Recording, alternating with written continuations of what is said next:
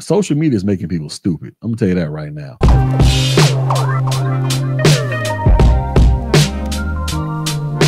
The hip hop culture ruined them. That's a sign that they have secrets. Look, I grew up in hip hop culture. Their version of hip hop culture is just as bad as ours was. You know, their version of hip hop culture is stripper rappers and people popping pills and dying like Rich Homie Quan. You got to remember, when I was a youngin', I was like 12 years old when Dr. Dre's The Chronic came out. I was listening to Dr. Dre talk about rat-a-tat-tat-tat-tat-tat like that. I was listening to all that crap. I turned out all right. I didn't go out there and want to be try to be a gangbanger. Their brains are unlocked. They've just been dumbed down. Yeah, I kind of agree with that. I don't think that's just applicable to them. I mean, this is apparent in people my age group as well. Their brains are being dumbed. Social media is making people stupid. I'm gonna tell you that right now. I'm not saying that you got to throw social media away. Obviously, it is a invaluable tool if used the appropriate way. You should be able to watch social media and have fun, listening to, your stuff for entertainment. I'm not telling you to get rid of that stuff. But the problem is I think people place too much. They're not balanced when it comes to social media, meaning all they do is watch entertainment, gender war content, woe is me content,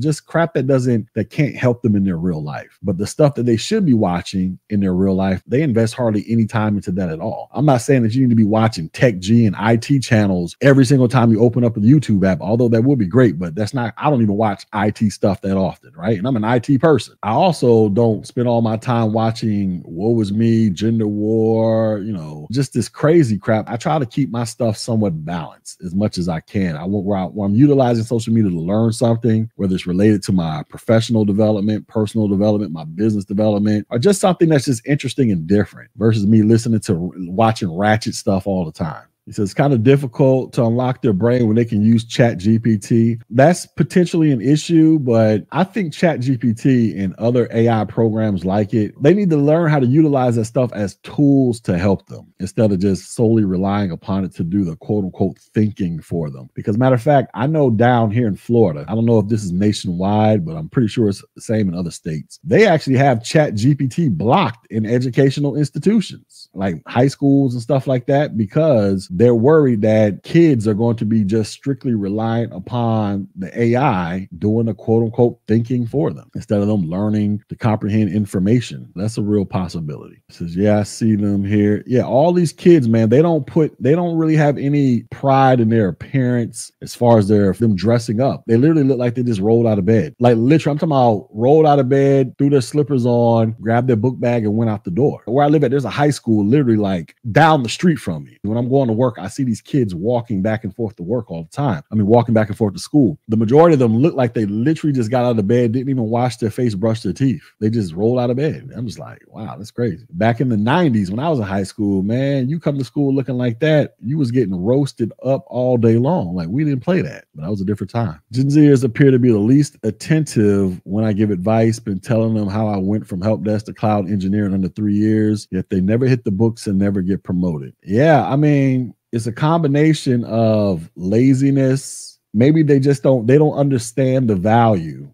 of putting in work. They come from this generation where everybody is being trained and conditioned by society in large to where they think that they should just have access to stuff just because they were born. Just because I'm born and I'm a human being living on this planet, I should just be able to get access to all this stuff and everything should be free and given to me. That's not how a functioning society works, man. Some things should be free depending upon what it is, but you're gonna have to go out there and put in work for what you want. So there's this person I was talking to, they was trying to tell me, this person like 19, they was trying to tell me why they favor communism over capitalism. And so I asked the person, I was like, explain to me what communism is. And they get this whole speech about how everything's equal, equity, everybody starts at the same point, ends at the same point. Everybody got, access to all this crap, all the talking points, right? So I give this person an example. I was like, all right, let me show you how this works in a language that I can understand and you can understand. I was like, let's just say you and this other student, y'all are both applying to college, Harvard University. You've been busting your